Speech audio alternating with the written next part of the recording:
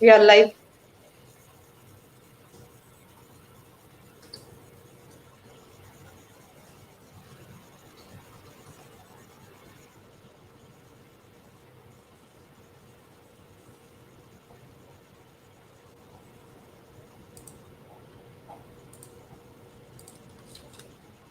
Good afternoon to all the participants. Thank you all for the wonderful support shown for the workshop in aquaculture.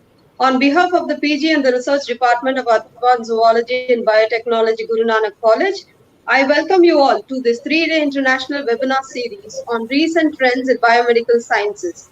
Biomedical sciences is a dynamic area which has gained importance due to its relevance in understanding and treatment of human diseases. It involves development of drugs as therapeutic agent and also in finding innovative disease detection methods. We are happy to throw open an international webinar series in this vital area for human development. I now invite the organizing secretary, Mr. Senthil Bhairavan, to introduce the resource person, Dr. SELVARAJ AROKIYARAJ, who will start out this webinar series with his talk on applications of nanoparticles in food industry and wound healing processes. Thank you, madam. A very good afternoon to all the participants who have joined for the day one of the international webinar on recent trends in biomedical sciences organized by the PG and Research Department of Advanced Zoology and Biotechnology, Guru Nanak College, Chennai. I am pleased to introduce today's resource person, Dr. Selvaraj AROKIYARAJ, who is going to share his experience on the application of nanoparticles in food industry and wound healing processes. Currently, he is working in Sejong University, South Korea, as Assistant Professor, Department of Food Science and Biotechnology. Dr. AROKIYARAJ holds a doctorate degree in microbiology from Satyabama University and Masters in Biotechnology from Madras University. He has completed 3 postdocs from institutes like Seoul National University, National Cancer Center, and National Institute of Animal Sciences, South Korea. And to his credit, he has published more than 70 research papers in reputed journals. In his 10 years of teaching and research experience, he has received many awards like Bharat Seva Ratan Award, Best Teacher Award from Education Today magazine, and 2 travel awards from Government of India. His current areas of research are green synthesis of nanoparticles and its bioactivity, study of human microbes, microbiome, and microbial association studies. Above all, apart from his professional laurel, I would also like to add that our esteemed speaker has saved a drowning child who fell accidentally into a deep river in South Korea, which was also mentioned in Pudu Talaimurai channel. A big applause for your brave act, sir.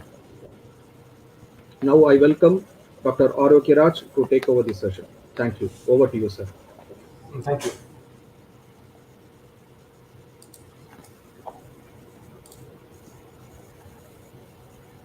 Thank you, Mr. Senthil. So, Senthil, kindly give me the link, YouTube link.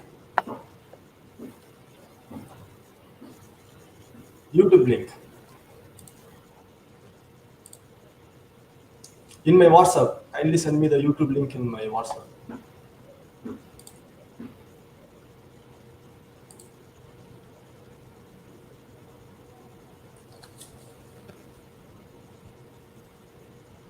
Yes, sir, you can start, sir. That's it.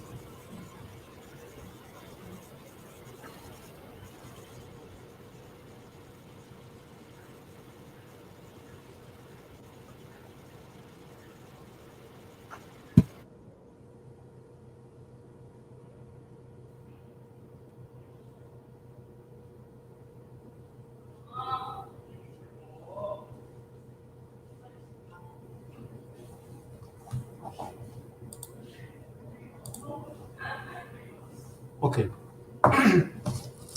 Students வந்துட்டாங்களா? Yes, sir, you can start your session. Okay, I can start. Okay.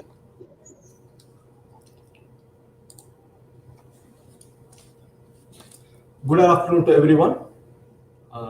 So first of all, I thank the Guru Nanak College for organizing this international webinar. So before going to my topic on nanoparticle applications, so I want to start with Tirkural, உலகத்தோடு ஒட்ட ஒழுகல். So in Thirukkural, there is a poem called Ulagathada Uttavadugal. So why I am correlating this Thirukkural means, in this Corona time, the entire world has been shut down. Most of the universities, most of the colleges, and most of the companies has been locked down. However, even it is a lockdown period,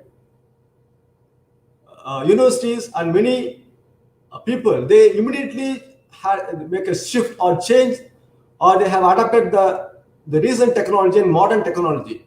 Okay, so here in Ulagathada Vattavadugal, now the entire world is running behind this Zoom meeting and live, like digital media. Okay, so it is all new for the faculties. Like I'm also faculty, but for 6 months before, we used to have a face-to-face interaction with students, and also we used to teach with the practicals, and also we used to teach we use the chalk piece and boards. But this Corona period, it changed everything. Even though the faculty, most of the universities, particularly the Guru Nanak College, the professors, the organizing committee, they don't want to make the students like anything. They want to update the student. So in order to update the students, they immediately connected with the modern technology. That's why Ulagathada Vattavadugal. Okay, so we need to, however, whatever it may be, we need to update with the recent technology. Once if we have updated with the recent technology, success will automatically follow. So in this webinar, so these are the topics. So I used to discuss about what are the importance of nanoparticles and application of nanoparticles, and what are the techniques involved in the nanoparticle identification and characterization, and job opportunities in the pharma companies, and higher studies opportunities in South Korea, if time permits. Okay. So first of all, I used to thank. So in this Corona period and lockdown period, many industries has been shut down. Many universities has been shut down. No airplane, no road transport, no railways. Everything has been locked down. But most of us, everyone, we are giving a great thanks and applause to the doctors, nurses, cleaning staffs, police, everyone. But most of us, they forget to thank the real warriors who are behind this COVID-19, who are continuously battling in this coronavirus. It is the people like you. It is a molecular biologist. It is a virologist. It is a microbiologist. It is a botanist, and it is the zoologist. People like you, particularly from the life science students, who are continuously involved in controlling this COVID-19, that corona cases. So it's my big salute to the coronavirus, and also we need to feel proud to take the life science. It may be a microbiology or biochemistry or molecular biology, anything. So we need to feel proud to be a life science students. பொதுவா நம்மளுடைய மாணவர்களுக்கு வந்து ஒரு தாழ்வு மனப்பான்மை இருக்கும். Life science ஸ்டூடெண்ட்ஸ்னா என்னடா படிக்கிறேன், இல்லை சார் நான் வந்து பாட்னி படிக்கிறேன், நான் மைக்ரோபாலஜி படிக்கிறேன், நான் zoology படிக்கிறேன்ட்டு. So hereafter you feel proud that if anyone asks what course you are studying, you can proudly say that I am doing microbiology or molecular biology course, which can able to test you have corona or not. உங்களுக்கு corona இருக்கா இல்லையா கண்டுபிடிக்கிற படிப்பு நான் படிக்கிறேன்ட்டு நீங்க தலாம நீங்க சொல்லலாம். Okay, so and even now also, till now there are still research is going on this COVID-19 to controlling for development of vaccine, and also how to for development of for diagnostic kit and for many things. Okay, so coming to the topic, so what is nanotechnology? So nanotechnology is a technology involved in the nanometer scale. So usually the size ranges between 1 to 100 nanometer. Okay, so what is the main properties of this nanometer? So since the particles are in nanoscale, so it has very good unique properties or any novel properties. And this kind of nanoparticle based material recently has been used in many food industries. And also it has been found to be non-toxic. And another important property, it is highly stable at high temperature and pressure. So therefore, so many research institutes, many private organizations, industries are there coming up with novel techniques and methods and products that have the direct application of nanotechnology, and particularly in food science. And also, nanoparticles have been widely applied in wound healing method and also in pharmaceutical applications. And also, this kind of nanotechnology products has been used in fast-moving consumer products such as shampoo, soaps, detergents, cosmetic products, and also in toothpaste. So these are the various applications of nanotechnology. So since I am working in food industries and food department, so my objective is to synthesize the nanoparticles, and I need to uh, check it for whether it has been antimicrobial application for food pathogens. Why this kind of particle application has been used in food industries means, for example, if you think, so these are the traditional method of food packing industry. Okay, food packing. Okay, so these are the traditional food packages. So if there is any physical damage, or if the temperature is not maintained properly, if there is any microbial growth, so automatically it leads to contamination. Okay, and these are the common bacteria, foodborne pathogens like E. coli, Salmonella, Staphylococcus aureus, Listeria monocytogenes. These are the foodborne pathogens. Okay, so these foodborne pathogens they usually grow on the packed containers, food packed containers. So once these food products are contaminated, then if you ingest the food material, the consumer, they feel like abdominal pain, diarrhea, fever, vomiting, and dehydration. So once if the consumer is affected with any foodborne pathogens or any foodborne illness, definitely it will affect the food quality, and also it will affect the company. So this makes a severe loss to the company, food industry. So therefore, you can see recently nanoparticle enabled food products, they have been gained a lot of attention in for the development of food containers, and therefore the use of silver, particularly silver nanoparticle. Okay, silver nanoparticle, they have been used for in food packaging industries, and the use of silver nanoparticle in food materials has not been prohibited in most of the countries, and silver nanoparticle enabled food packing materials are freely available to the consumer. Okay. So now you can see in this recently in the 10 years, you can see many research on many products on silver nanoparticle. Is this silver nanoparticle is new? So nanoparticle means it's a nano level. You can see in Tirukural nunnium enbar alakum coal. So whatever thing you need to measure, if you observe in nano level, the application or the quality will be different.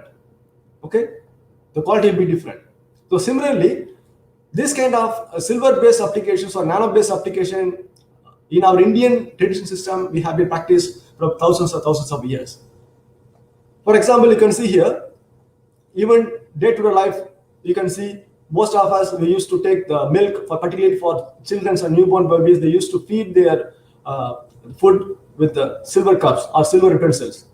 குழந்தைகளுக்கு வந்து பால் வெள்ளி டம்ளர்ல கொடுப்பாங்க, சாதத்தை வந்து வெள்ளி கிண்ணத்துல பசஞ்சு கொடுப்பாங்க. So these are the things. So as I mentioned, these are the applications of nanotechnology.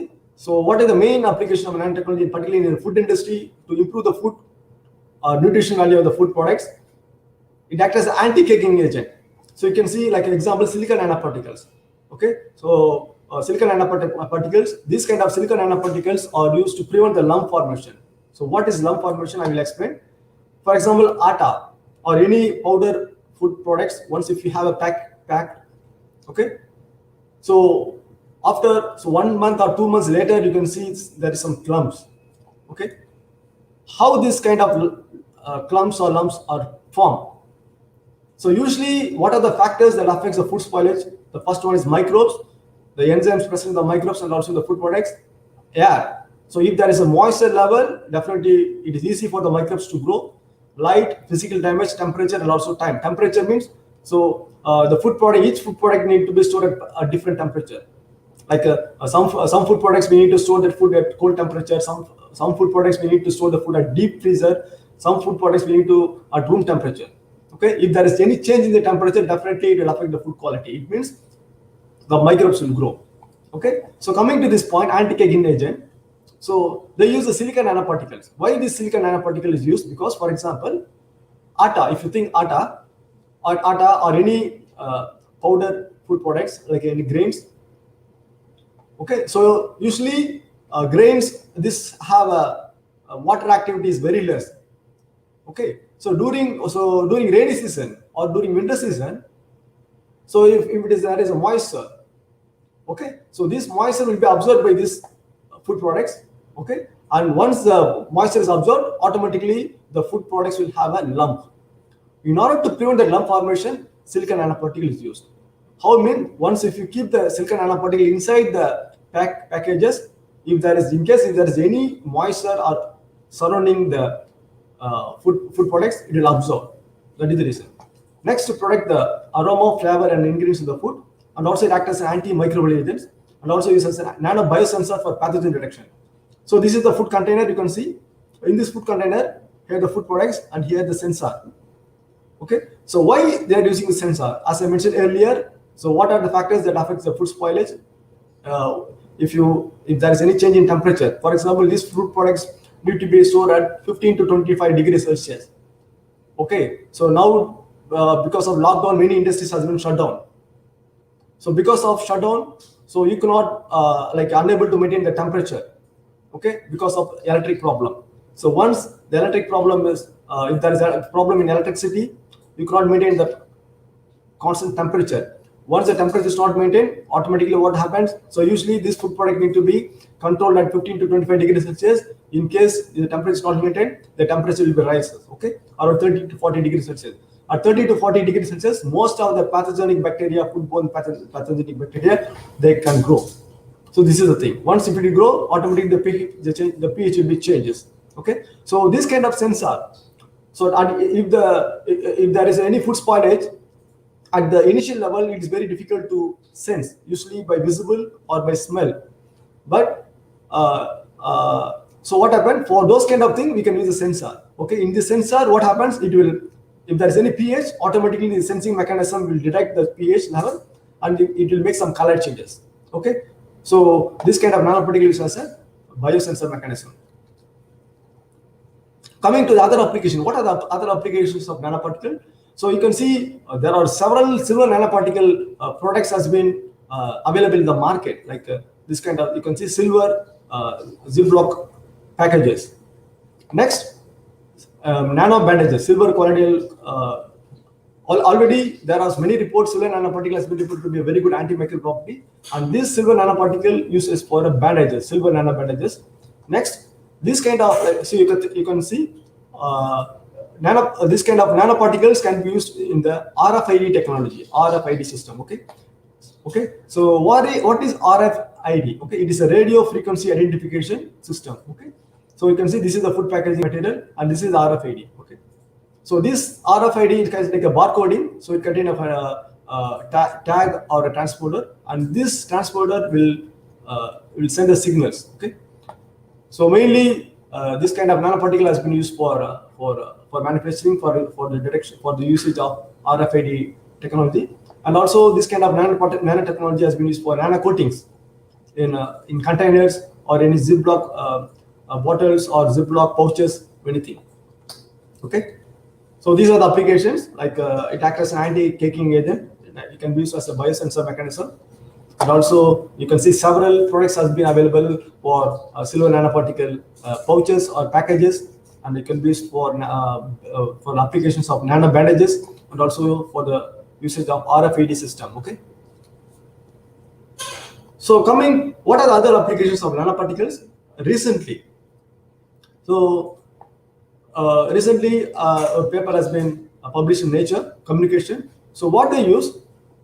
So this is the coronavirus. Okay, you can see for the development of antibody productions, they used nanoparticles, lipid nanoparticles for the development of antibodies. Okay, so for example, you can see this is the COVID-19 coronavirus structure. So it is made up of envelope protein, membrane protein, nucleocapsid protein. So COVID-19 coronavirus, it has an RNA virus and spike protein and lipid membrane protein. Okay, so usually the pathogens, most of the for corona, in case of coronavirus, the there should be some attachment site. Okay, so in case of coronavirus, for the coronavirus, it is called spike protein. So this is the thing, the spike protein, and this spike protein will go and attach to the host cell. I will discuss in next slide.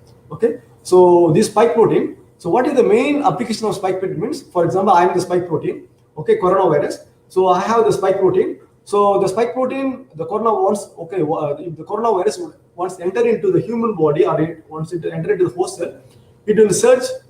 Okay, it will search for the proper position to enter. Okay, so that position is ACE receptor. Okay, inside the host cell, our body, what happens once the coronavirus enter into our cell, it will go and bind or attach to the ACE receptor inside the host cell. Okay, so that is for example, for coronavirus, the spike protein is the main protein responsible for the attachment. Okay, so what they did, say they took this mRNA, the spike protein, and injected to the mouse cell. The mouse, in response, the mouse, they produce antibodies, and that antibody can be used for the for the vaccine development, or for neutralizing the COVID-19. Okay, so for that purposes, they use a lipid nanoparticle here. Okay, so lipid nanoparticles. So what is the major application of lipid nanoparticles? So it is a non-viral gene delivery system, and it's safe and effectively delivers the nucleic acid. Okay, so this is the thing. So as I mentioned earlier, you can see here, this is the ACE receptor. This is the spike protein. This is the coronavirus, and this is the spike protein. And this spike protein go and attach to the ACE receptor. And this ACE receptor highly found in lungs, gastrointestinal tract, kidneys, and blood vessel. So that is the reason you can see the SARS coronavirus COVID-19 positive patients. Since this ACE receptor highly present in the lungs, the coronavirus, they enter into the into our respiratory tract and easily bind. Once if you cough or sneeze, the virus will be transferred by aerosols, and it can be easily affect the host cell, other susceptible host who may be a COVID-19. Okay, so this is the reason we need to use the face mask. Okay, to prevent the viral transmission, to prevent the spread of infection, we need to use the face mask. So okay, now how we can control the coronavirus by using this nanoparticle applications. And recently in Israel, they developed the face mask using the zinc and copper oxide nanoparticle against the COVID-19. Okay, and this is the thing you can see here. Recently there is another article. They use the silver nanoparticles for prevention of the COVID-19. You can see here the face mask and respiratory tube in fight against the COVID-19 pandemic. You can see here. You can see this is a silver nitrate solution, and it contains the starch. They use some plant product starch solution, and they use a hydrogen as a stabilizing agent. Next, the silver nanoparticle solutions. They soak the face mask, and you can see. And this is the thing. So what you can see the difference. Once if you use the face mask, you can see you can prevent the COVID-19 infections, and he is a minimum exposure, and the person who is without the face mask, he is the maximum exposure. And for the production of face mask, nanoparticle application has been used. So already I have mentioned we can use nanoparticle, particular silver nanoparticle for the application of food packages, and also for silver bandages, and also for coating agents, and also is for RFID technology, and also for vaccine development or for antibody productions, and for the production of face mask. Okay, so how the major mechanism of this face mask, you can see here. Any type of, this is the face mask. Inside the face mask, it has been impregnated with the nanoparticles. This nanoparticle may be silver nanoparticles or zinc nanoparticle or any copper oxide nanoparticle. And what is the application? You can see. So as I mentioned earlier, so this is the structure of the COVID-19 coronavirus. You can see it consists of envelope protein, spike protein, membrane protein, lipid membrane, and also nucleic acid. Okay, so so this is the face mask. Once a virus, Okay, if I cough, if I use the face mask, okay, once the virus attached into the face mask, what happens? So what happens? So this nanoparticle, it will disturb the lipid layer initially. Okay, so this is the thing. Initially, it is a lipid layer, so it will disturb the lipid layer. So the nanoparticle will disturb the lipid layer. Next, once the lipid layer is disturbed, it will destroy the nucleic acid. In case of coronavirus, it is RNA virus. So it will break the lipid layer. Next, it will denature or destroy the nucleic acid. So this is the main mechanism of nanoparticle used to control the COVID-19. Okay. In Kerala, we can there is a recent report. They use herbal products, the production of face mask using the herbal products like neem, turmeric, and basil to prevent the COVID-19. And what are the other applications of nanoparticle? So these are the other applications. Nanoparticle can be used as a biosensor, then used as gene therapy, and used for drug delivery, for cancer therapy, and all act as an antimicrobial agents. Okay. So since I'm working in microbiology, so these are what are the major mechanism behind this kind of antimicrobial mechanism of nanoparticles. Okay, so this is the major mechanism. So this is a for example, this is a nanoparticle. Once nanoparticles is enter into the host, into the any bacteria or any pathogens, what happens? Okay, once the nanoparticle is exposed to the bacteria will generate it's called free radicals. It's called reactive oxygen species. For example, if I keep a hot iron box, or if I keep any rod with the temperature more than 80 degree, okay, if I touch, immediately my body will respond like that. So similarly, what happens if the nanoparticle is exposed into any bacteria or any virus, okay, particularly bacteria, so the bacteria will release some stress. Okay, because of stress, it releases the free radicals. So free radicals are nothing but reactive oxygen species. So now, what is reactive oxygen species? So reactive oxygen species is nothing but it is an unstable molecule. Okay, it is not a stable molecule. It will not sit in one position. It is an unstable molecule. It will move here and there. So okay, it is an unstable molecule that contains oxygen and can easily react with other molecules in a cell. Okay. So again, I repeat. So ROS, reactive oxygen species, is nothing but, so once a nanoparticle is exposed with the bacterial cell, so bacteria will undergo some stress, or then it will release some free radicals, and that free radicals is nothing but it is a unstable molecule which can easily react with other molecules inside the cell. Okay. So what happens if the bacteria of the cell release more and more amount of free radicals? What happens? So increase in reactive oxygen species or free radicals in the cell may cause the cell damage. It damages the cell, particularly DNA, RNA, and protein, and may cause the cell death. So this is a major antimicrobial mechanism caused by the nanoparticle. Okay. So this is the mechanism. So next, I studied how I generated the nanoparticles and checked for the antimicrobial activity. So the bacteria leads to the death. So then we need to study the mechanism of cell death, whether it has been a disruption of the cell wall, whether the cell wall has been broken by the cell wall has been broken by the nanoparticle, whether the DNA has been denatured or protein has been denatured, so like that. So mechanism I have studied. So next, what are the other application for sensor? As I mentioned earlier, this kind of nanoparticle has been used for biosensor, sensing mechanism. Okay, so this is the thing. For continuously monitoring, okay, this kind of nanoparticles has been used for biosensor, particularly where this kind of sensor mechanism is this kind of sensing mechanism is used as a food industry, particularly as a smart packaging. Okay, I will mention what is smart packaging. For example, you can think this here in this slide. You can see.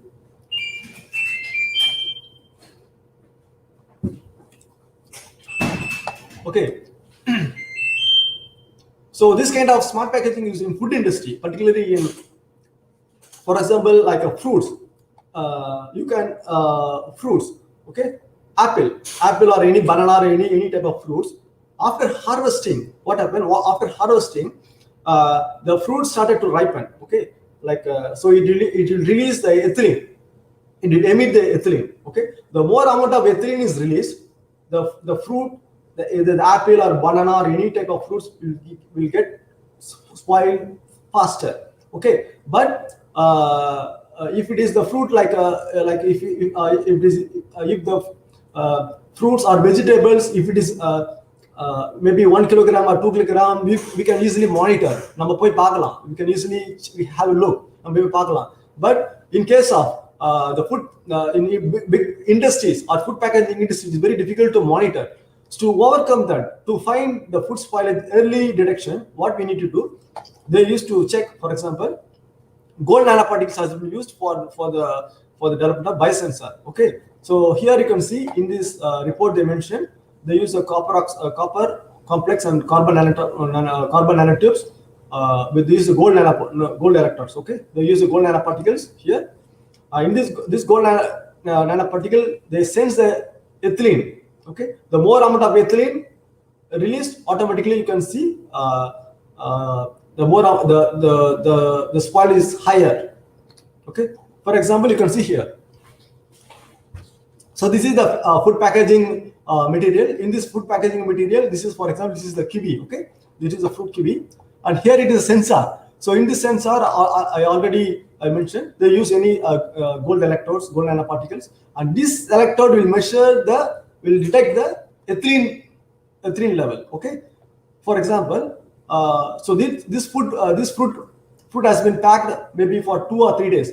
So in this 2 or 3 days, the amount of ethylene level is less. After 1 week, more amount of ethylene. 2 weeks later, higher amount of ethylene. Okay, you can see this is the freshness indicator. So this is a yellow color. Next is orange, and it is red color. So if it is this color, means the fruit is fresh. Okay, so if it reaches this, means the fruit is not fresh. Okay, so this is the thing.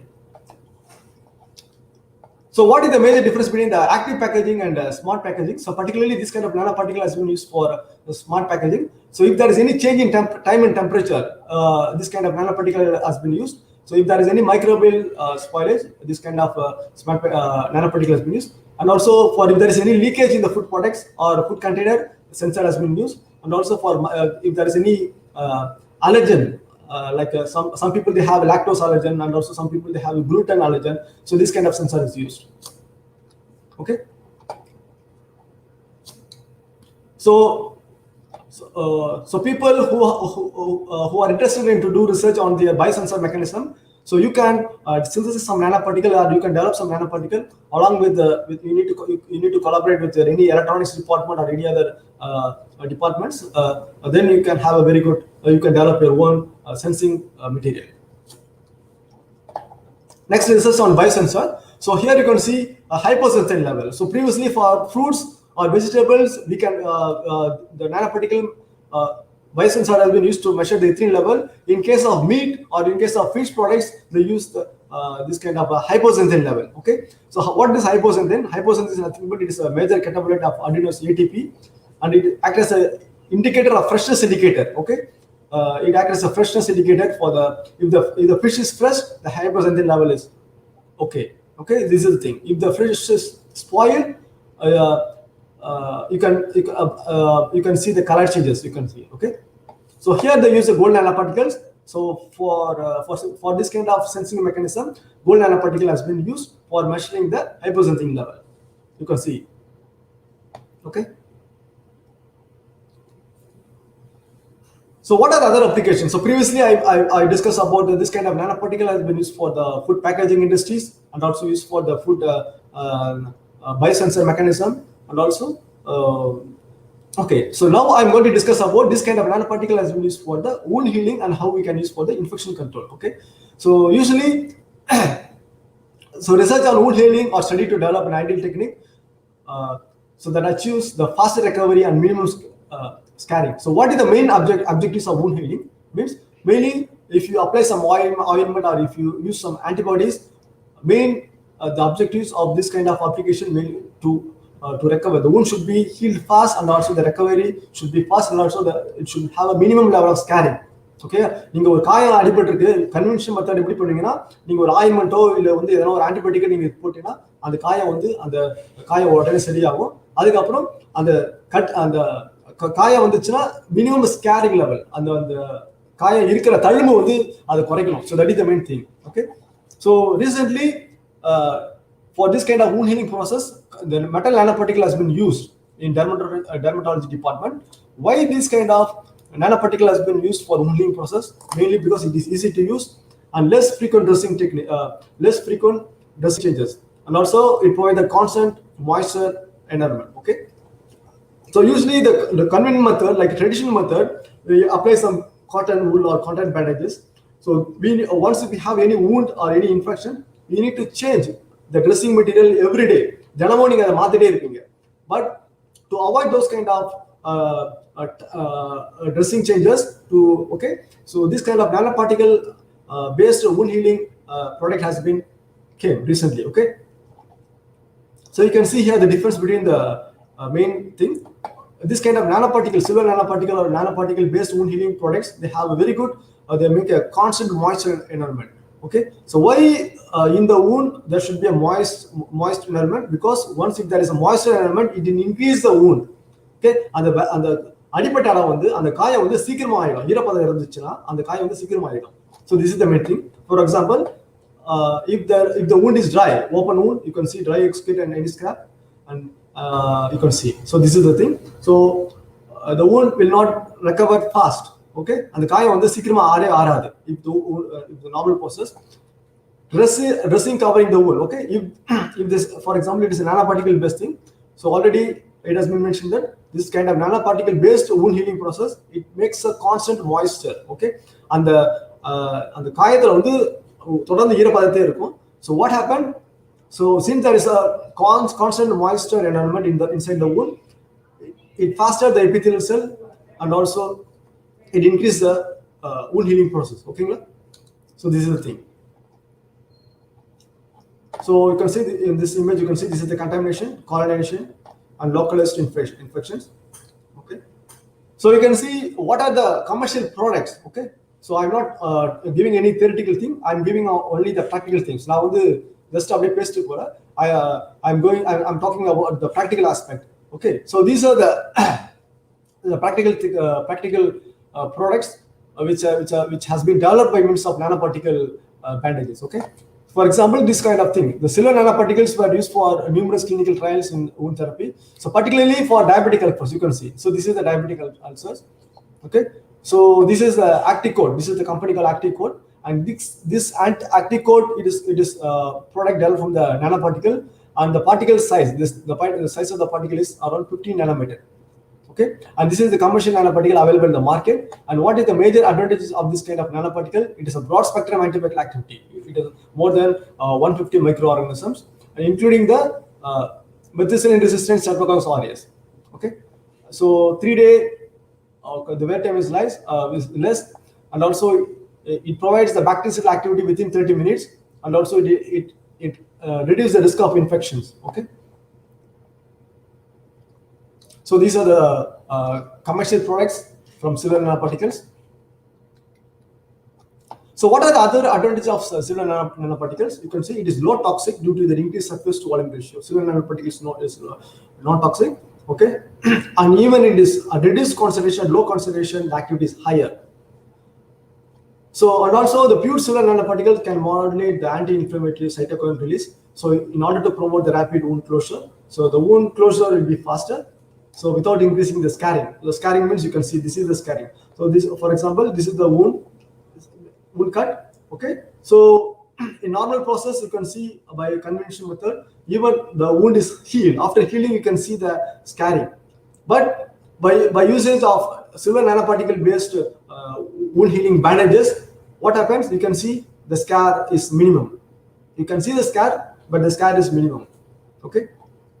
So how this kind of wound healing mechanism is happening means by inducing the differentiation of myofibroblast from the normal fibroblast, this kind of silver nanoparticle promote the wound contractility that increase the wound healing process. Okay, so it speed up this kind of silver nanoparticle bandages and silver nanoparticle topical ointments. It speed up the wound healing process by providing the moisture, by making the antimicrobial action. Okay. Now this is also another silver nano bandages. You can see here. Okay, so previously I mentioned what are the applications of silver nanoparticles. So coming to my study, so what I what I did. Okay, so usually the silver nanoparticle can be synthesized by means of several method, by physical method, chemical method, and also green method. So usually physical method and chemical method. For physical method, you use like some like high temperature and also some physical thing. And chemical method, you use some toxic chemicals. Okay, and this kind of physical and chemical, it affects the environment. Okay, so but this kind of green synthesis method, it is not toxic and also it is safe. Since this kind of nanoparticle applications are useful for human, we need to consider for the toxic level. இந்த nanoparticles வந்து பார்க்கும்போது இதெல்லாம் வந்து நம்ம மனிதனத்துக்கு use பண்றோம், மனித பயன்பாட்டுக்கு use பண்றதுனால, உபயோகப்படுத்துறதுனால நம்ம வந்து அது வந்து டாக்ஸிசிட்டி கிட்டத்தட்ட நம்ம வந்து நம்மளுக்கு வந்து உடம்புல எந்த ஒரு தீங்கும் இல்லாம அதை பார்த்துக்கணும். So we need to consider for the toxicity. Okay, so since considering the toxic level,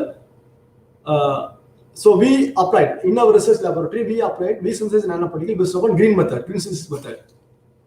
Okay, so what are the other applications of green method? Green synthesis means it is environmental friendly and it can be applied for large scale production.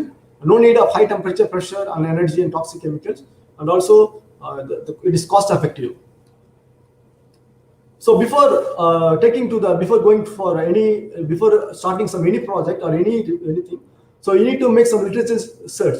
Okay, so if you make a literature search, you can see here there are thousands of papers has been published based upon nanoparticles and its nanoparticles based upon the plant products. Okay, you can see in the year 2020 it is around 100 papers. In 2019 293, and 2018 it is 223. There are several nanoparticle based research manuscript has been published every year, and this kind of nanoparticles has been, you can use for the food packaging industry, and also use act as an antibacterial, antimicrobial activity, and also for food packaging for chicken sausage. Okay, so mainly it is used for this kind of nanoparticle development has been mainly used for food packaging industries. So this is my recent publications based upon the nanoparticle. So I synthesized nanoparticles using the chrysanthemum indicum flower, and I checked the antibacterial properties, and also I checked the cytotoxic effect, whether the nanoparticle is toxic to the normal cells or not. And this is the synthesis of gold nanoparticles. Last year we developed the nanoparticle, and this thing. So these two publications are based upon the plant products. We synthesize the nanoparticle based upon the plant products, and here using the microbes, we synthesize the nanoparticles. Okay, so coming to these things, so my objectives, I need to develop the nanoparticle. Okay, so for synthesizing the nanoparticle, what are the things? So these are the objectives. The first objectives, I need to synthesize stable green. The green synthesis of nanoparticle, I used to develop the stable nanoparticles. So once the nanoparticle is developed, I need to characterize what is the shape of the nanoparticle, whether the nanoparticle is stable or not, and what is the size of the nanoparticle, what is the shape of the nanoparticle. We need to characterize. Okay, the first objective is I synthesize the nanoparticle, and second, we need to characterize the size and shape and stability of the nanoparticles, and next we need to check what are the plant compounds responsible for the generation of nanoparticles. Next, for the application point of view, we perform the antimicrobial activity, particularly the food pathogens and also wound pathogens we use.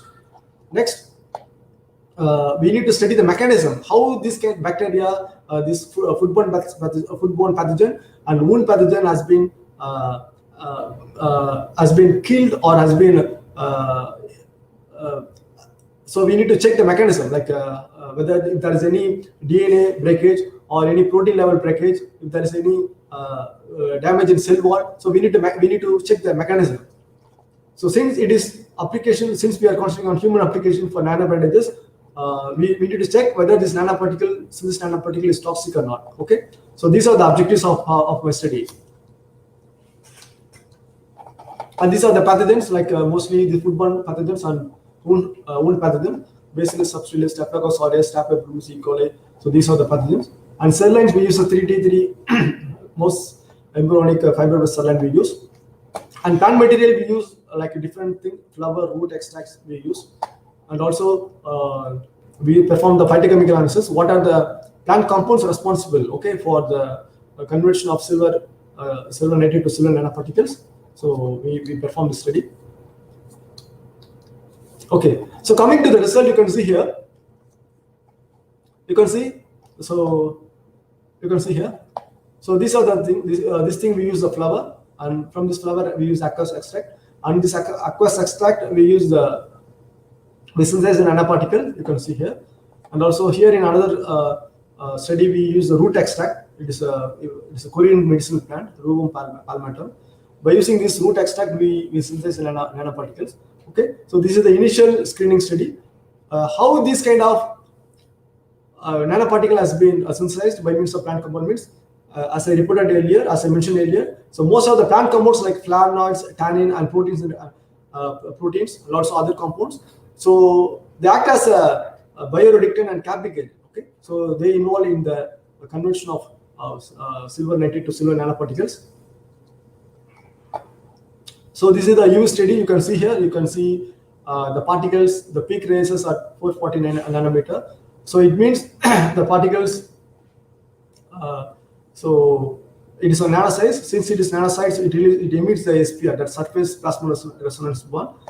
So this is an indicator. So it means within this, the peak range is within this 440 nanometer. It means the particles are nano level. Next, to find the particle, the nanoparticle sizes, the particles are different sizes. So it's around 11 to 210 nanometer. So the average size is around 121 nanometer.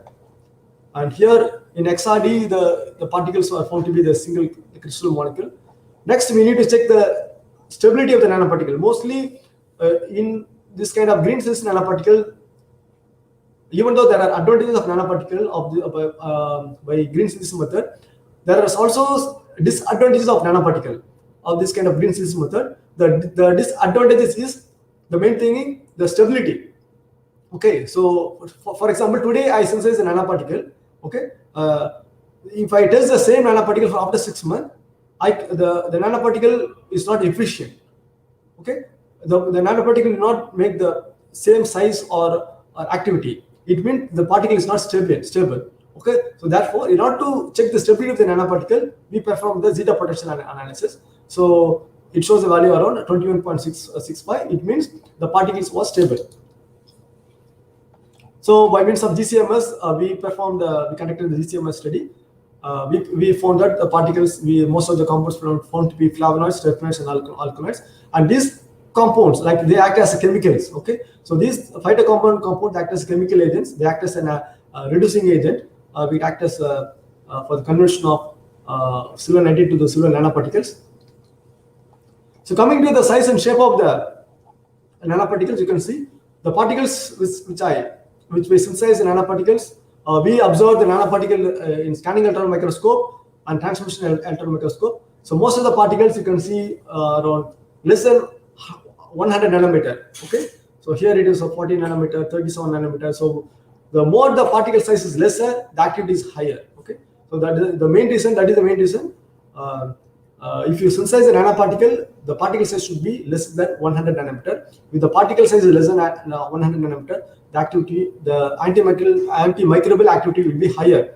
For example, you can see in a report published in +1, the antibacterial activity of silver nanoparticle of different particle size against Vibrio or this bacteria. Okay, the particle size, the smaller the particles of nanoparticle, the smaller the value of MIC. Okay, it means the antimicrobial action is higher.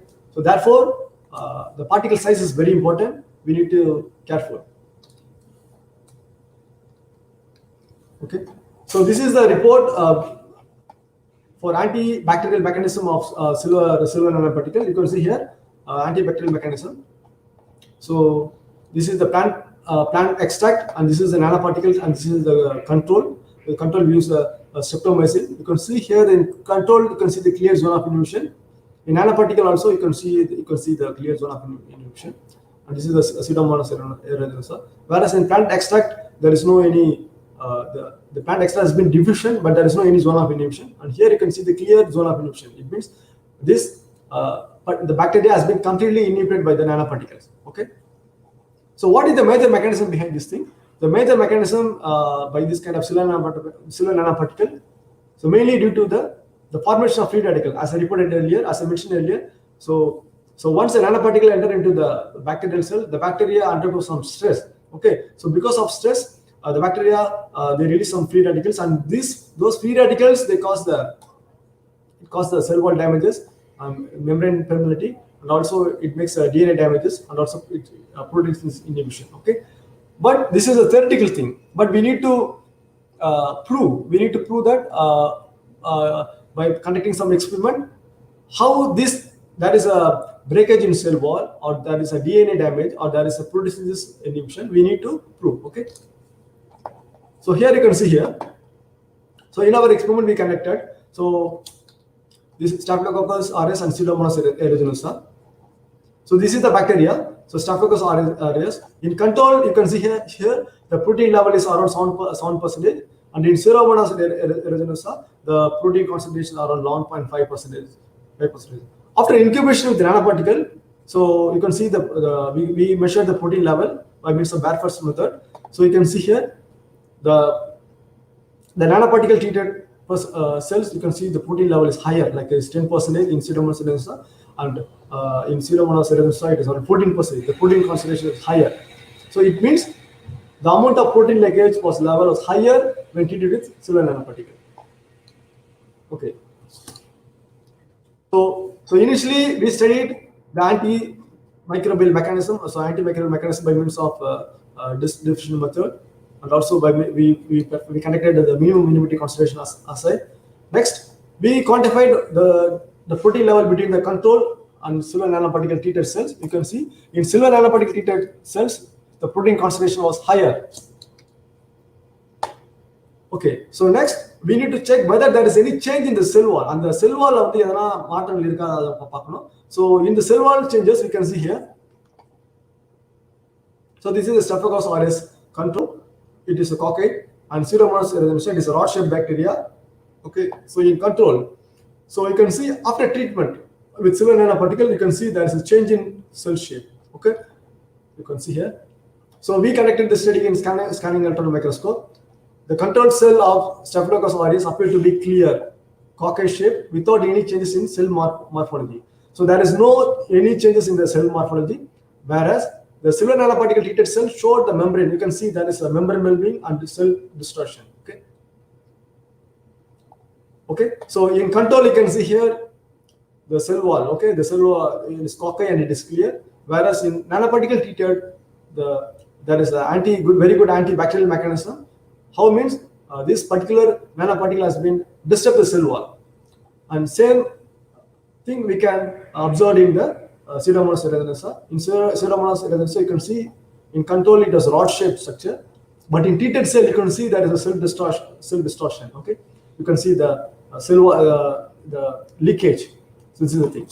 So now this is the thing. So this thing we prove. Okay.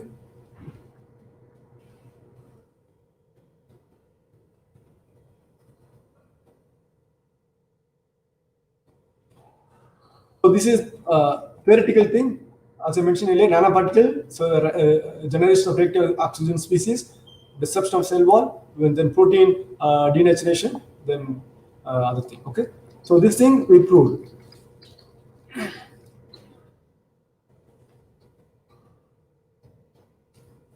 Okay, so initially we synthesize a nanoparticle. Our nanoparticle, we synthesize a nanoparticle based upon green approach, but we use the root extract or flower extract.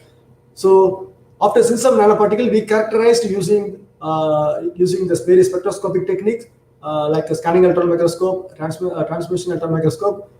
We observe that the size of the nanoparticle and shape of the nanoparticle. Next, we tested the stability of the nanoparticle. The synthesized nanoparticles were stable. Okay. Next, we checked what are the plant compounds responsible for the generation of nanoparticle. By using GCMS, we identified, and also we conducted the phytochemical analysis. Through phytochemical analysis, we found like the plant secondary metabolites like flavonoids, terpenoids, and tannins. These compounds responsible for the conversion of nanoparticles. And also we performed the antimicrobial studies. In antimicrobial studies, we conducted the distribution method. And next, for mechanism study, we performed the protein leakage assay, and also cell wall. If there is any changes in the cell wall, if there is any disturbance in the cell wall, we conducted the scanning electron microscope study. Okay, so finally, since the nanoparticle is for human application, is for the food products application, we need to constantly check for the safety level. Okay, it should not be toxic. So therefore, so many research discuss the safety concerns associated with the nanoparticles, because the possibility of nanoparticles. Okay, there is some chances nanoparticle can migrate from packaging material into the food. Okay, so in the previous slide I mentioned like this kind of nanoparticle can be used as a packaging material. Okay, since it is a packaging material, this nanoparticle can be easily migrate to the food products. Okay, and it makes some impact to the consumer. Okay, so the smaller the size of the nanoparticle may increase the risk of the bioaccumulation within the body organs and tissues. Here, so in an article in 2018 has been reported, you can see bioaccumulation. You can see this is the nanoparticles.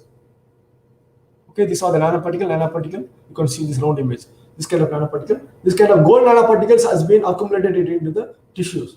So therefore, we need to be carefully check whether the nanoparticle is toxic or not. For example, silicon nanoparticles, which are used as an anti-aging agent, can be cytotoxic in human lung cells when subjected to exposure. Once, since this, as I mentioned earlier, this kind of nanoparticle has been used in food packaging industries. Okay, once if you open this kind of food nanoparticles, what if you inhale, it can make some toxic effect. So therefore, it has been reported this kind of silicon nanoparticle can be toxic to the human lung cells. Okay, so considering this toxic effect, we need to check whether the synthesized nanoparticle is toxic or not. Therefore, we need to conduct both in vitro cells, in vitro cytotoxic effect, and also in vivo cytotoxic effect. It means we need to prove your developed or synthesized nanoparticle is not toxic to the normal cell. So therefore, in our study, what we did, so here in this study, we use different antimicrobial. We tested our nanoparticles with different pathogens like Klebsiella pneumonia, Bacillus subtilis, E. coli, Staphylococcus epidermidis, Pseudomonas aeruginosa, Staph aureus. We used several foodborne pathogens and wound pathogens. Okay, and we tested our nanoparticles, silver nanoparticle, and this silver nanoparticle is found to be highly active. Okay, the concentration, what concentration we used here, you can see plant extract, and here it is a control, and silver nitrate and silver nanoparticle, and we use the concentration 25 microgram per ml. Okay, at this 25 microgram per ml, this silver nanoparticle found to be toxic to the bacteria. So therefore, what we did, so we used the most embryonic 3T3 cells, and we tested. We used two concentration, 25 microgram per ml one concentration, and also higher concentration at 50 microgram per ml concentration. We used to test two concentration, 25 microgram per ml one concentration, and 50 microgram per ml another concentration. So coming to this, you can see. So it can be clearly observed that the cells treated with 25 microgram. This is the control. So you can see the control. There is no any cell wall disruption. There is no any changes in the cell morphology. Okay.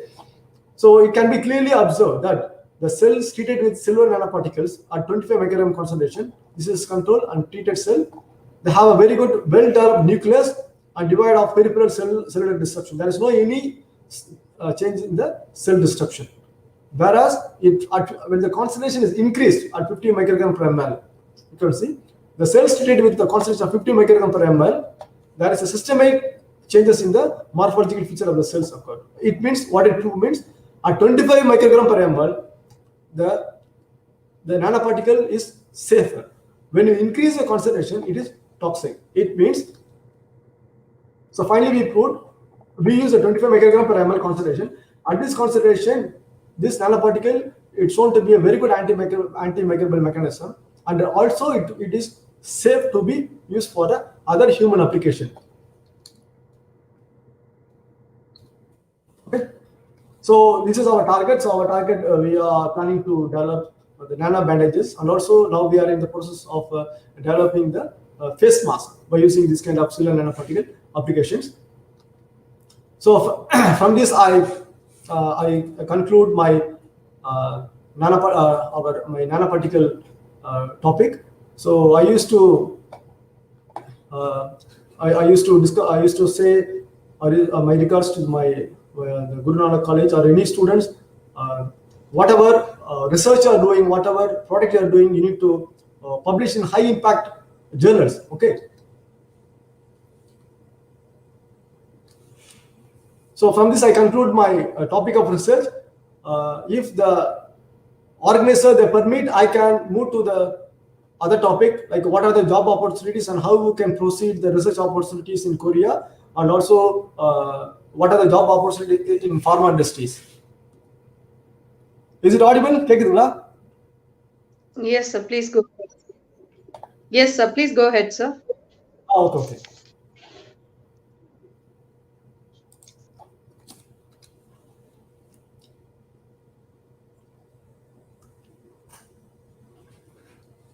So this is particularly to the students, not for the faculties. இது மாணவர்கள் மட்டும்தான், பேராசிரியர்கள் ஆராய்ச்சியாளர்களுக்கு இல்லை. So how to get the master degree and PhD position? Okay.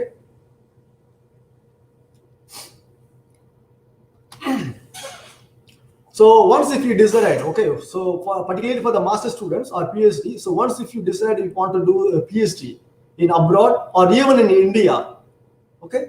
So I used to quote one Coronal, "Enni thuniga karumam." Okay, once if you decided to pursue your higher studies, you have a very good strong mind.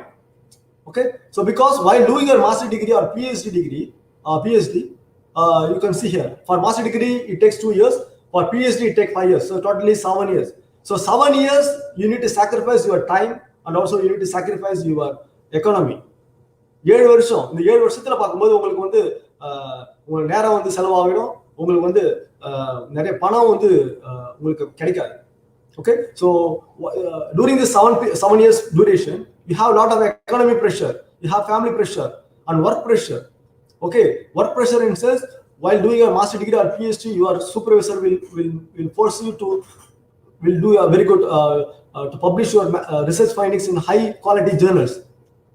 உங்களோட பேராசிரியர் என்ன சொல்லுவாருன்னா, நீங்க உங்களை அழுத்தம் கொடுப்பாரு, நிறைய journals publish பண்ணுங்கன்ட்டு. So these are all very good thing. Okay, once if you have a very good publication, once if you have undergone a very good stress, once if you able to manage the pressure, after completing a PhD everything will be changed. Okay, so before doing a PhD you maybe get your salary around 20,000 or 30,000 or even maybe 10,000, but after PhD the situation will be changes. Okay, your salary will be double or triple and your status will be increased. Okay, next thing, your job will be secure. That's why I told enni thuniga karumam. நீங்க வேலை செய்யணும்னு முடிவு பண்ணிட்டீங்கன்னா, master degree பண்ணணும், PhD பண்ணணும்னு முடிவு பண்ணிட்டீங்கன்னா அது துணிஞ்சு நீங்க பண்ணணும். எந்த ஒரு இடர்பாடுக்கும் நீங்க இடம் கொடுக்க கூடாது. வீட்டுல பிரச்சனை இருக்கும், ஃபேமிலி பிரச்சனை இருக்கும், திருமண பிரச்சனை இருக்கும், பொருளாதார சிக்கல் இருக்கும். So okay, you should not consider anything, only focus. You need to do a master degree or PhD and you need to have a very good quality research publications. Okay, only you need to publish your manuscript, research work in high quality on top ranking journals. That is your focus. Okay, so those who are interested to a master degree or PhD in, so since if you want to interested to do a master degree or PhD in South Korea, so many people they have very good focus to pursue their master degree or PhD in abroad, like US, UK, Canada, everything.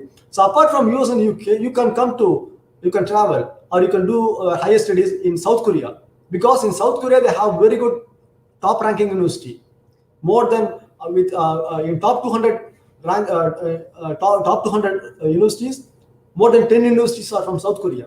But in India only 1 or 2. I'm not degrading, it is a fact. Okay, so you can get the scholarship around for master degree and PhD minimum of $1,000 to $1,500 with scholarship you can get. So these are the top ranking universities. You can see here: Seoul National University, Sangwon University, Korea Institute of Science and Technology, Pogong University, Korea University, Ulsan University, Ulsan University. So these are the top ranking universities. Okay, so again I repeat, apart from other countries, South Korea they have very good research infrastructure and also they have many top ranking university, and they are highly innovating many Indian students for doing the research. நிறைய இந்திய மாணவர்களை வந்து இங்க வந்து வரவேற்கிறாங்க.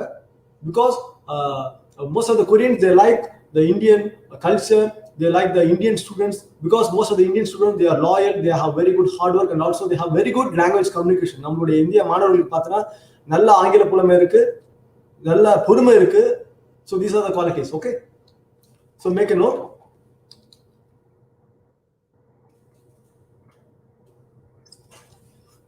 So actually there are two criteria to get the master degree position or PhD position. The first criteria is the university will make open invitation, like applications are related for master degree or PhD. That is one criteria. And second criteria, you can contact the professor directly through your personal interest. Then you can get your master degree or PhD with scholarship. Okay, so this is the most of people like us. So this is a way most of people like us, like in South Korea, around 10,000 Indian populations are there, and around 10,000 Indian population, maybe around 6,000 maybe students. Most of them are students, most of them are master degree students, PhD students, and postdoctoral researchers. Okay, and most of them, they came through this university by means of personal interest. Okay, they came to the university by means of personal interest. So I will teach you the easiest way how to get your master degree or PhD through personal interest. For example, I am working in Sejong University. Okay, as I mentioned earlier, there are many top ranking university. Okay, so you go to the university website. For example, this is Sejong University. In the Sejong University, you can see here, go to the academics. Okay, in this academic division, you can see here the faculty. So if you click the faculty division, you can see many departments: College of Liberal Arts, College of Social Science, College of Business. So there are several departments. So we come under life science divisions. So under the life science division, there are several subdivisions. You can see food science department, biotechnology department, molecular biology department, and bioresource engineering department. There are several departments. Okay, so since I'm in food industry, so you just choose the food industry, food science technology department. So once if you select the food science department, you can see many professors. Okay, there are several professors. Each department, they have minimum 6 to 8 professors. Okay, you can see. Okay, this is the food science department, biotechnology, molecular biology, bioresource engineering department. Under food science department, you can see several professors are there. Okay, so in this professor, you can check. This is the professor 1, Professor So. This is another thing, Professor Sang Ho, Professor 3, Professor Hang, Professor 4, Professor Kim. Okay, so you can see here, this is the Professor 1. So you can see what is his major, his research interest. His research interest is on nano food, functional foods, dairy processing. What is his major? His major is on microbiology. What is his major? Food chemistry and food enzymatology. What is his major? You can see microbial diet and nutrition. So similarly, each department, they have around 6 to 8 professors. In 6 to 8 professors, they have a different major. Okay, now the point is, if you are interested in nano food division, you need to apply your CV, your research interest, only to this professor. If you are interested in microbiology, like genome sequencing, or please, if you have very good experience in sequencing or cell culture, you can apply to this professor. Some students, they have very good knowledge in chemistry, like they can synthesize some compound, and that compound can be used as a food preservative agent, or they can use as for nanoparticle synthesis. You can contact. Okay, so based upon your research interest and your professor interest, you need to apply. So this is the thing. And another mistake, most of our Indian students, what they do means, they will take one CV and they will forward all their application to all professors in the same department. Never ever do this kind of mistake. ஒரு ப்ரொஃபஸரை நீங்க choose பண்ணீங்கன்னா அந்த டிபார்ட்மெண்ட்ல அந்த ஒரு professor மட்டும் தான் நீங்க அனுப்பணும். ஒரே சிவியை எல்லா டிபார்ட்மெண்ட் அனுப்பாதீங்க. It is a mistake. Okay, because it create a bad impression on you. This is the thing. Okay, next, what are the criteria for getting master degree and PhD with fellowship? Okay, personally, I used to say, for master degree and PhD, don't spend your lakhs of money. I know, I can see many students, they spend 20 lakhs 30 lakhs of Indian rupees for doing their master degree. They spend their much money.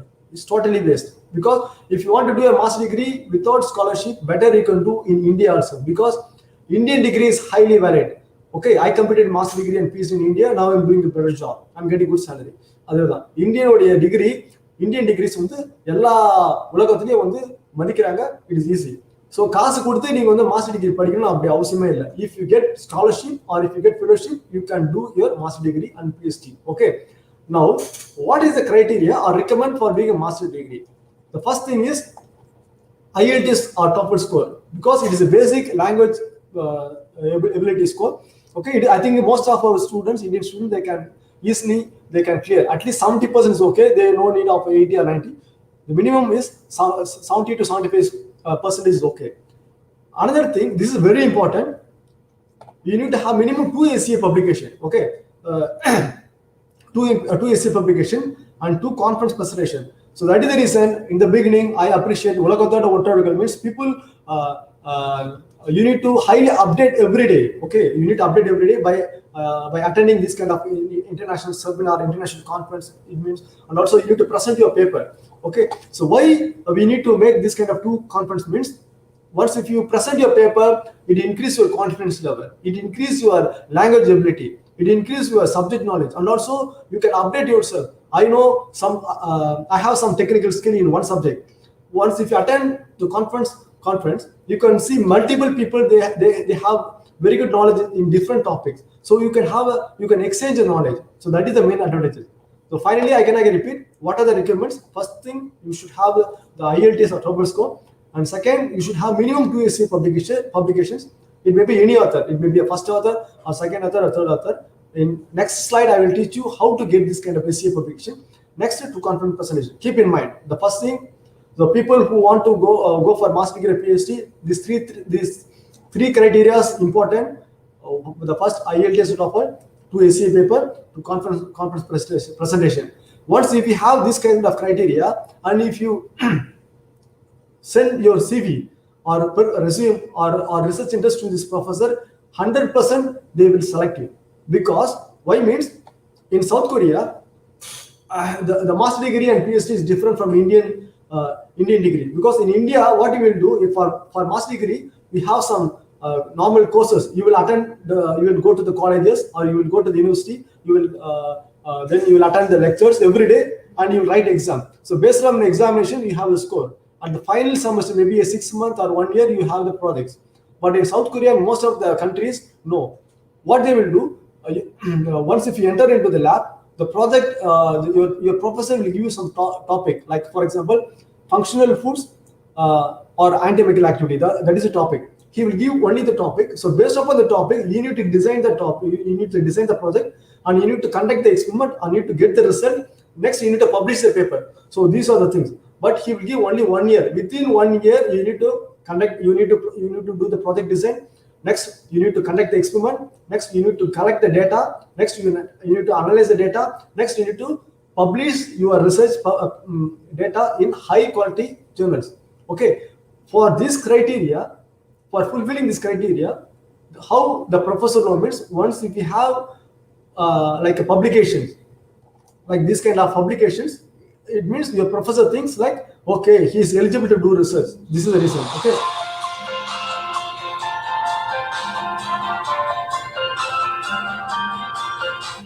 Sorry.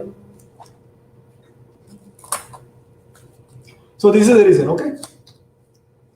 So how we can do this kind of SCA publication, as I mentioned earlier. So once if you're doing a master degree or your bachelor degree, you have a very good time, like a final year projects. So during the final year project, you make a very good collaboration with your professor. In one department, like for example, it is a Coronal college, you have 6 to 7 professors, and each professors, they have very good specialization with different topics. Like one professor, he may be very good in chemistry. One professor, he may be good in molecular biology. Another professor, he may be in plant products. Okay. So based upon the professor, you make a very good collaboration and design your project. And after 6 months or 4 or 1 year, you need to publish your final year projects. Okay. So this is the thing. Okay.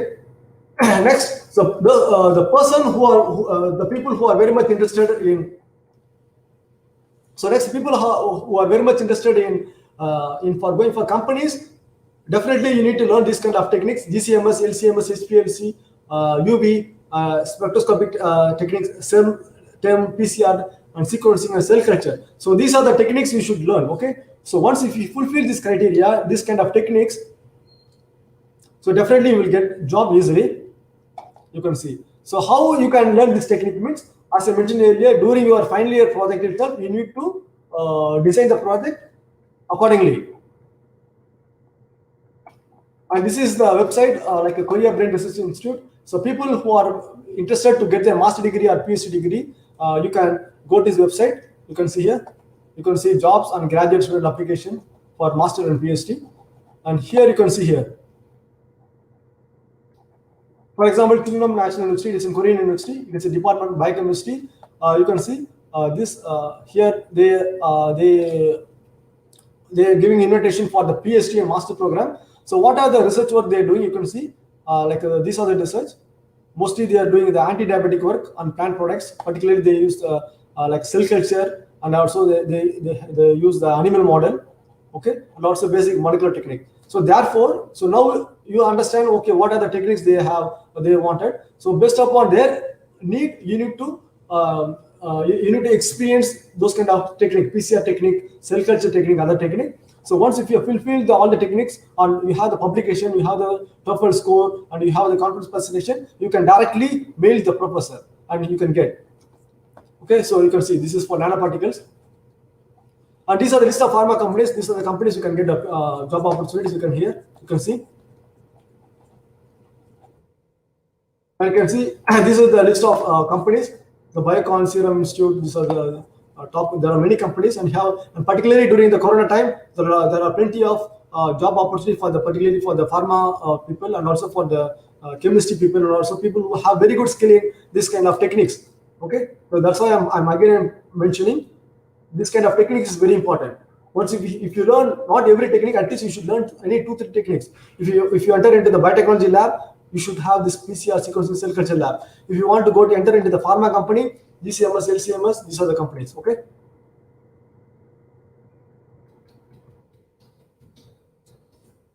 For example, this is a company. In this company, you can see this is the job openings. You can see in job openings, like people, like a business development manager position is available, junior researcher officer is available. So for chemist section, vacancies are available. So based upon the company profile, you need to update yourself. You can see these are the company requirements. So here LCMS, HPLC, NSR. So these are the things. Okay. And if you take the Orchid Pharma companies, you can see these are the vacancies like for business. So some people like they did their master degree in microbiology, botany, or zoology, but they want to enter the business field. So those people who are interested in business field, they can move to the MBA. Okay, so you can get a very good opportunities like business other thing. And this is the pharma company. So as I mentioned earlier, you should have a very good PCR biotechnology exposure. And some people they have a very good like IT skill, computer knowledge. So those people they can go to the IT sector like Cognizant and TCS. And Cognizant and TCS they have a very good they have very good job opportunities. So for that job opportunities, you need to complete this course like a clinical data management process. And so people who have very good knowledge in bioinformatics, definitely you should learn this kind of techniques like this like a Python and R program. So if you have this kind of program, it is very useful for your thing. And also for biostatisticians. So for biostatistician, if you have very good SAP and SAS program knowledge, very useful.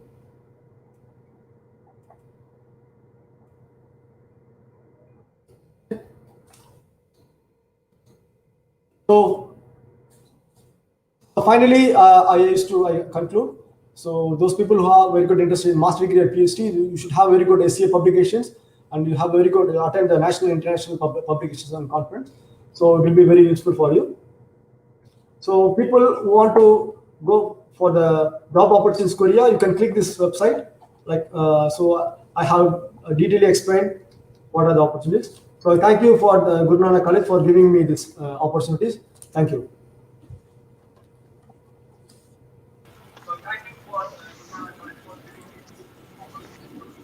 Thank you, sir.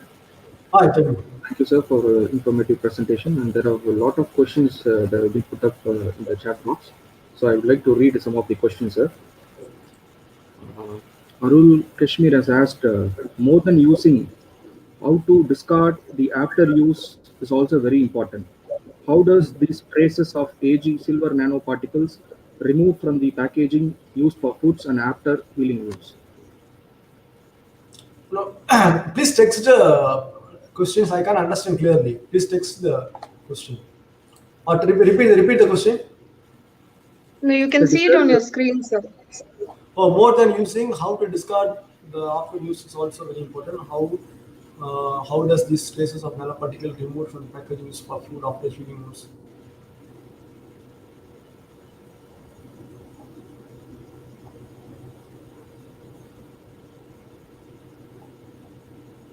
More than using, how to discard the after use is also very important. How does these traces of silver nanoparticles removed from the uh, packaging used for foods and after heating use? Okay, usually this kind of, for in case of wound healing thing, just we are using for only for 2 to 3 days. Okay, so it will not make any toxic effect.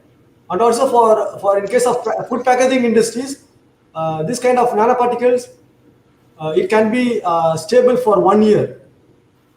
Okay, after 1 year it is not safer, so that is some possible for migration of the particles. uh, so the duration is important, so we need to check the expiry date or per duration is important. thank you, sir. Next one question from Priyanka. uh, Sir, what can we do for the micro or nanoplastics effects on fish and other marine food sources, as these are marine debris which are the emergent pollutant challenging in today's world? Can we control? yeah, actually this is a serious issue now, this kind of nanoplastics and microplastics, not only in fish, also even in salt. Like our salt, daily we are consuming salt, and even it is a serious thing. I think control, only thing we need to completely avoid, or we need to, how to say, uh, the one thing we need to completely control, or other thing automatically the nature or environment can change accordingly. But only the thing is, it is serious pollution, it is an environmental pollution. But there is no detailed report or any study that it is not highly toxic. Still research is going on for this kind of nanoplastic and microplastic. Still research is going on. Okay, so next question from Mercy Christiana. Good afternoon, sir. What are the health effects by using this nanoparticle in the food material? Health effect, actually most of the nanoparticles, they not act as a food consumer. It has been used for external application, maybe as a packaging, food packaging. For external uses only they are using, not for internal use. So Next question from Ajmal. What are potential hazards of nanotechnology in occupational safety and health with regards to COVID-19? potential hazard of nanotechnology in occupational safety with regards to so as I mentioned earlier, for nanoparticles, they develop like a face mask and other things for the prevention of COVID-19 virus. They prevent the initial entry.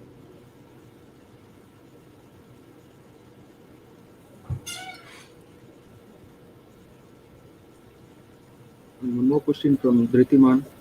Very informative session, sir. Can you please share the use of gold particles for detecting coronavirus, which is developed recently in University of Maryland, USA? That thing, I don't have any idea because I need to check that thing. I need to study that. Thank you, sir. So now I request our HOD, Madam, Dr. J. Jayanti, ma'am, to propose the vote of thanks. Thank you. very much, Mr. Bill. Sir, wonderful session that you have given, sir. We just go through our chat box and a lot of compliments on that session that the participants thoroughly enjoyed today and listen to the session that you have an introduction to the overview and then how you moved on to the opportunities that is available for the life science students. It has been a wonderful day. It has been a wonderful start for this international series. Let me formally propose a vote of thanks. I wholeheartedly thank the resource person to today's session, Dr. Selvaraj Arogya, for this informative session, for giving an overview on the importance of life science study, the opportunities available, applications of nanotechnology in food industry, and therapeutic use of nanoparticles. We are indeed privileged to hear you talk. Thank you, sir, for giving a wonderful start for this webinar series. Thank you once again. Thank you very much, sir. Thank you. Dear Thank you. participants, there is an announcement for tomorrow at 12 o'clock for the second day of the international webinar series. Thank you all for the wonderful support. Thank you. Have a good day. Thank you. Thank you, sir. Sir, thank you once again for the wonderful session that you have given. You have kickstarted it very well today, sir. Thank you so much, sir. Thank you. Thank you. Thank you, sir. Thank you.